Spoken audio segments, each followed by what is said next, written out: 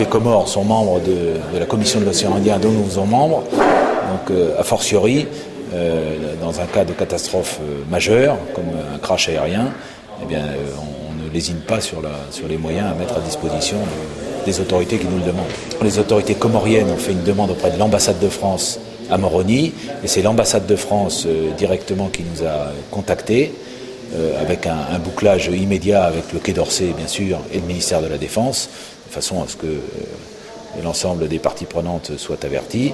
Mais cette boucle courte nous a permis de préparer les moyens et de les envoyer le plus rapidement possible.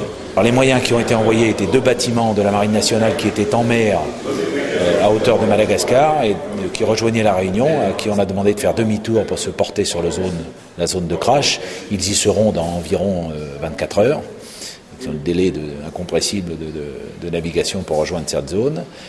Simultanément, un avion a été mis en alerte et chargé de moyens de sauvetage, des équipes médicales, des équipes psychologiques, des plongeurs et différents matériels médicaux et adaptés pour la circonstance, et qui devrait arriver en début d'après-midi à la Grande Comore. Et enfin, un remorqueur du port de Mayotte a été détaché vers la Grande Comore. Il devrait arriver en fin de soirée. Et il aura également à son bord des zodiacs, des plongeurs, des médecins et des gendarmes.